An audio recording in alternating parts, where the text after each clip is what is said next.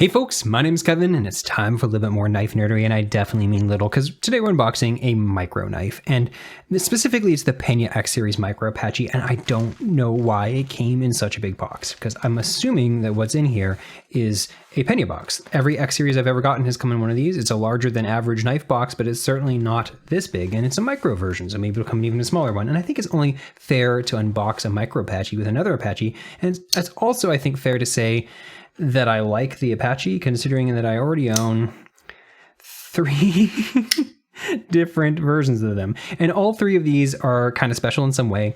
This is the Workerman Segaiha exclusive version from Urban EDC Supply. These are out of stock at the moment, but Urban EDC Supply company does stuff like this all the time, so feel free to use my referral link to buy cool stuff from them and help out the channel if you want.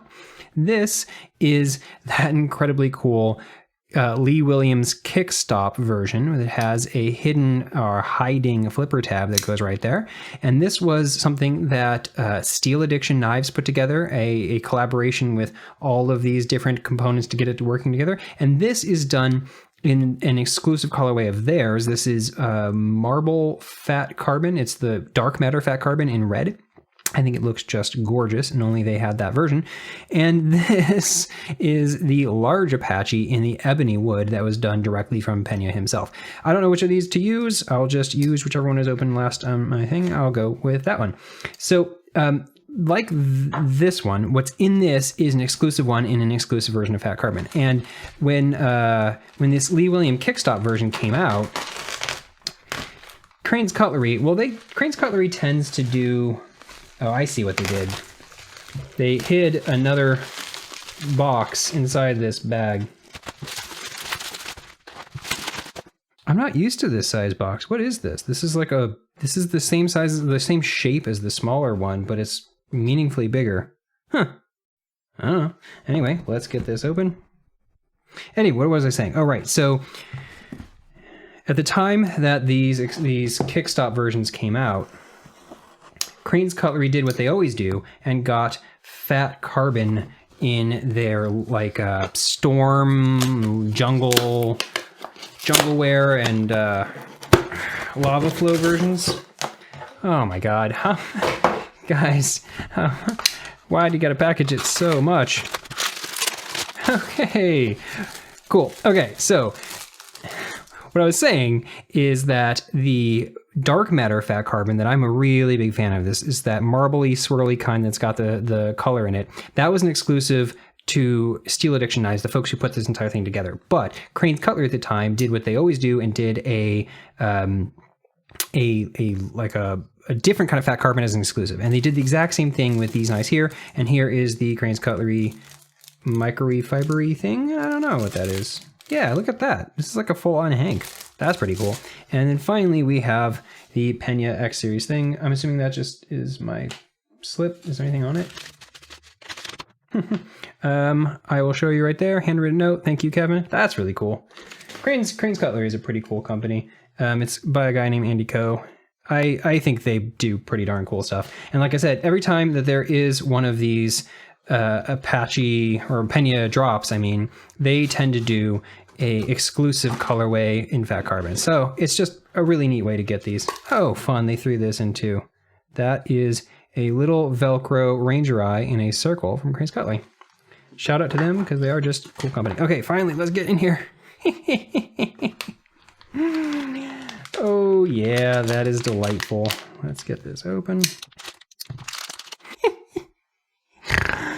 Oh, it's so wee. Oh, I love it. Okay, yeah. So these micro versions, oh, they're so cute. And you can see right off the bat that this is done in a version of fat carbon that's called lava flow. And contrast that over here to the dark matter. And I personally like the dark matter better. The reason why I like dark matter is because it has this kind of swirly quality to it that gives it a lot of depth. And it reminds me of like wood burl. This is the red's called Lava Flow, the green's called Jungle Wear, the white is called Arctic Storm. There's other versions of this. These have less depth because the carbon fibery part has depth, but the colored part is completely solid and matte. And so it's just always looked not quite as much up my alley, but of them, the red one is probably my favorite. I actually have, should have gotten that out. How did I not think to do that? I have a different Cranes Cutlery exclusive Peña in, this is the Zulu. In, like I said, that's called Jungle Wear Fat Carbon. Same exact kind of concept, just different color. But of these, the green and the red are my favorite. The green, slightly less so because it just kind of reminds me of camo, and I personally am not a camo person, and a lot of people are. But the red is my next favorite. Okay, let's try opening this. Yeah, oh, that's so good and easy to do. So, some people have trouble with top and front flippers that are small. The way that I tend to hold them is to use the clip right there to pinch against these back ones. I try to hold it down low enough that my finger is not in the way of where this blade, this whole flippery part's going to try to go. You just place your finger on top and then pull back. And that is so easy to do. Oh, I love it. These are often the kind of thing that you can pull. Yeah, that works so good. Yeah, so sometimes Peñas are, I find, a little bit hard to do this kind because these style of flippers that Peña tends to do rely entirely on traction. There's no way to push on this flipper tab from a geometry perspective to get it, so you have to just pull using traction. But you do really good, sharp, crisp jimping here, and usually whether or not it's easy to pull is going to be whether or not this detent is strong. And so sometimes, like over here, my only real complaint with this is that on the frame lock versions, the detent is strong enough that I sometimes, you gotta really kind of pull. And I find this one's a little bit harder to do that way. This way is super duper easy still, but this kind of reach over, top over version, I find that harder. But on these ones that are the bolster locks, absolutely effortless. Man, I heard a lot of people say that this is gonna be hard to open. No, that is so freaking easy to open. All right. At the time that I'm filming this, at least, this is about a week after these dropped, there's still some of these available. And I get the impression that these aren't selling super duper well. I know that they're out of stock on some places already, like they're out of stock on Blade HQ and a couple, but these dropped at a ton of different dealers, and I still see them in stock in a lot of places. And if you compare that to, for example, the Bravo drop that Knife Joy did, that sold out within 15 seconds or something stupid. And so the fact that these are still available means I think they're not selling super duper well. And I assume it's because it's tiny.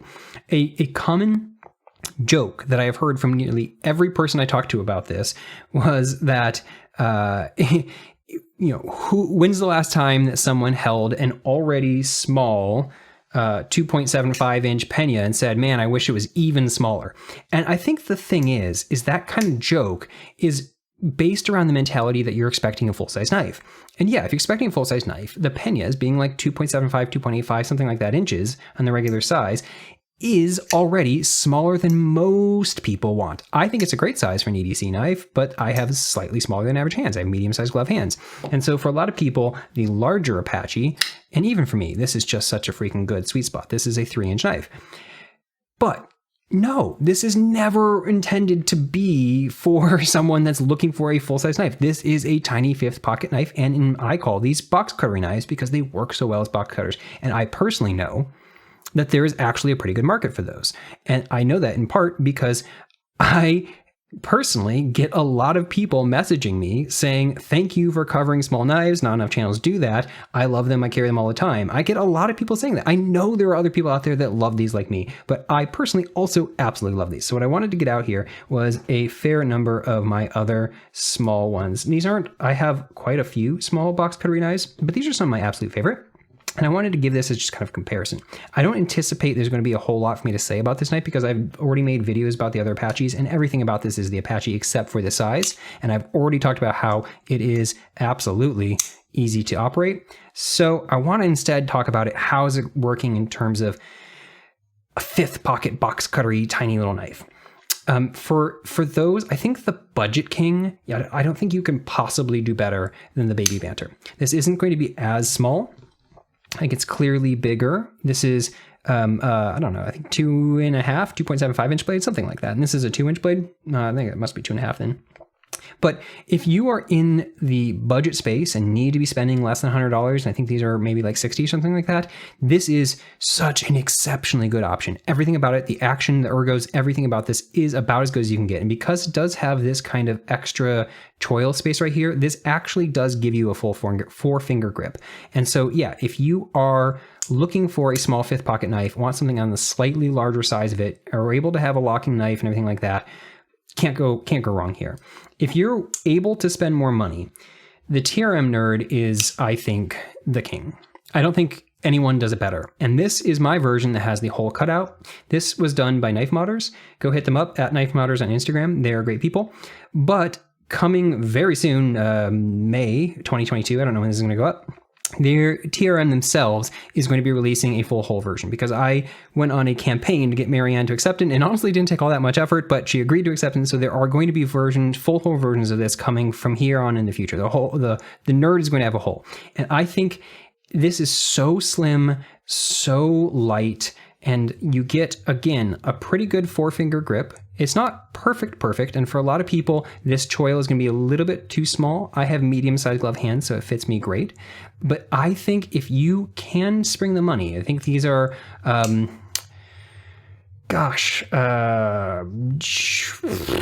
know, under $200. I forget how much these cost, but they're like, you know, this is $60 and this is like 180 or something like that. So it's much more money. But if you can spring it, this is undoubtedly like the best one I've found.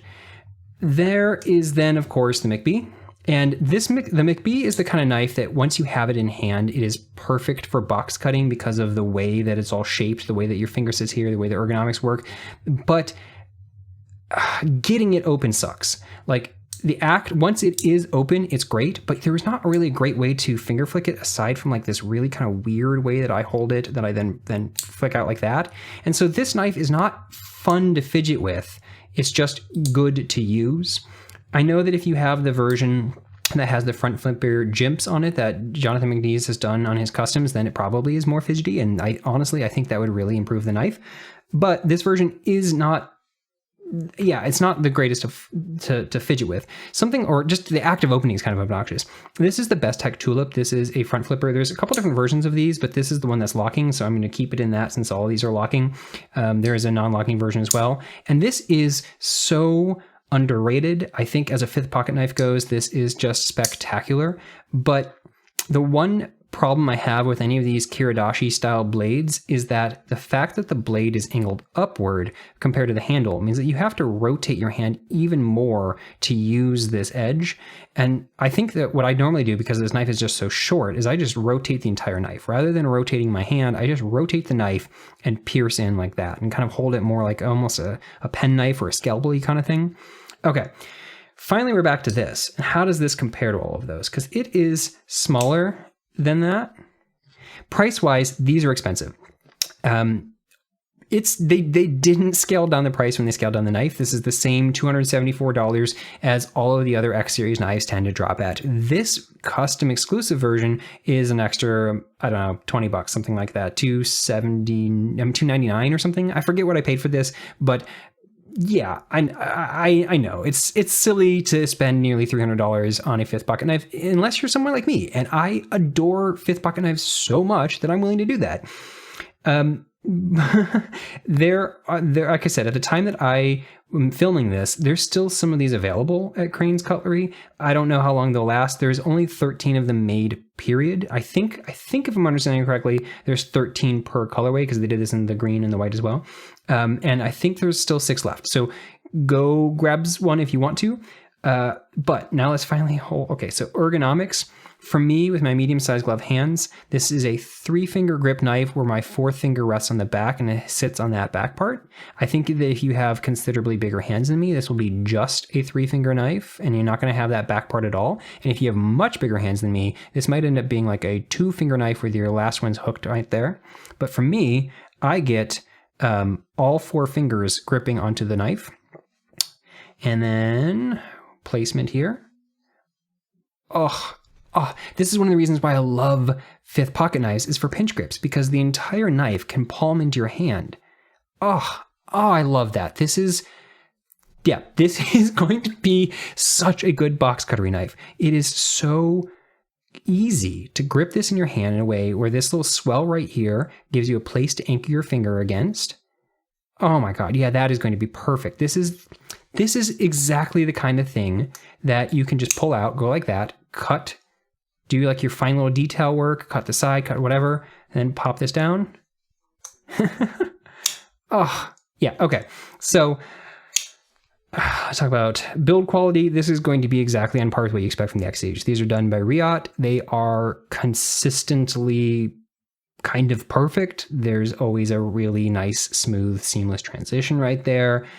Everything is, there's little, like tiny little chamfer right there. Everything is just always done flawlessly on these, and I see no difference here. Pocket clip is probably a little bit shorter than on your average one. Yeah, they scaled that down. That's nice to see.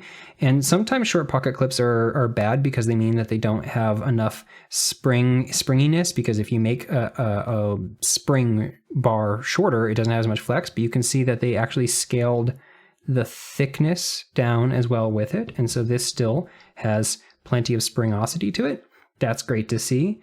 They also scooted it back just a smidge. You can see on the Apache, it's not quite at the end. That's actually one of the things that makes me like the Apache more than these other ones, is that unlike the Zulu, for example, that's sitting meaningfully further up. Like this is just further up, and so you don't have as deep of a carry. And on the Apache, it is deeper. But on the Micro Apache, you can see they pushed it all the way up to the butt end of the knife. And so this is about as deep as a Peña is going to get. And that's obviously not, actually it's right about there. That's not the most deep carry thing in the world, but especially if you're into this kind of fat carbon like this, it's cool to have that little tiger striping thing coming out. As far as feel, this, because it is so short, but it's, I think, going to be the same thickness as a regular Apache. I don't think they scaled that part down. That means that it gives you that nugget knife quality that I'm actually pretty fond of, because the nugget knife means that it still kind of fills your hand out right. And so this ends up feeling pretty darn comfortable in my hand. And yeah, I like that. The clip is long enough that I can really easily get my fingers on it and hold that in that kind of grip and pinch that open. Oh man, that really is just so easy to do. The axis here, this is something that I think is interesting. So you can see that they normally have like a larger scallop, but that always has been positioned over this bolster. The bolster itself remains the same size, and so the scallop is a little bit shorter, but it is still positioned in roughly the same spot. And so I think I'm going to have, yeah, I find that this is easy enough for me to open up, but this is going to be a complaint that people with much larger hands are going to have, is that the actual, even though there is a scallop on both sides, the actual space here is not that big. And so one thing that Peña never does on these is recess the side over here and to give access laterally. And so I do think that if you have really big fingers, you might have difficulty pushing these over, but I don't think you're going to have any more difficulty than you would find on a standard one, because I think the widths here are all about the same. And so yeah, it's maybe, I think on this particular one, it looks a little bit thinner because, I don't know, how does it compare to this one? Yeah, on all of these, you can see what's actually happening here. The thing that's making it have slightly less clearance is that it has a slightly later engagement. This is like a pretty early engagement, and that is, further down in. What else can we talk about? Weight on this. So this is a 2-ounce blade, and it's described online, and I'm using the specs for the regular version of this that's in marble carbon fiber, and I assume that's probably comparable in weight to the fat carbon version of carbon fiber, and it's listed as 1.9 ounces. And so 1.9 ounces at a 2-inch blade, that's right at that ounce and inch mark. But the thing is that when people see a knife this small, they tend to expect it to weigh nothing. And so this has heft to it. It has that nugget knife heft to it. But at 2 ounces for a 2-inch blade, or just under 2 ounces for a 2-inch blade, it actually is not all that heavy. But I'm noticing, yeah, right there, the weight of this, even with this back part being lighter with carbon fiber, my balance is right here. I think I'd rather it be right about there. And so it does have a little bit of a nugget knife feel to it, but man, this isn't the kind of thing where you have to worry about balance, meaning that you don't know where the tip is, because you know where the tip is. It's at the tip of your finger. It can't possibly be anywhere else. And so I just think that, yeah, I think this is so short that you can wrap your finger up and press on this top part. You can even have it right there. Gosh, this is so good in a pinch grip, even with this wedge. So one of the things that, like, the Apache is my favorite of Peña's knives, but the one complaint I have with it is that the swedge, as cool as it is, and the fact that it does thin out the blade towards the front, means that it does thin the blade top up here. And so it's just more comfortable to press on something wide than it is narrow, but it's never so narrow on these knives that it's unpleasant to press on. And they kept the blade stock the exact same 0.12 thick. And so this is just the same level of, like, less comfortable to press here than here, but still perfectly fine. And the fact that this is so short, that means that you can actually curl your finger up and then it does widen up right there. And so I can actually press my finger right there, and it's actually pretty darn comfortable. More so even than some of the other bigger ones. Okay, I think this is running too long. I said I didn't think it was gonna be a very long video. It turns out that I'm talking more than I expected, but honestly, this thing is delightful. The action is very easy to open. It's very easy to open that way too. And yeah, this, if you need super, super thin and light, this weighs almost nothing for the size and you get more blade length. And so I don't think you can go wrong with this if you want something very, very thin, very, very light. But if you like a nuggetier version, if you want a little bit more weight and a little bit more heft to fill your hand, this is very clearly a top contender for best small fifth pocket box cuttery knife ever made. I like it that much already. That's awesome. Okay, thank you guys for watching. I'll catch you guys next time.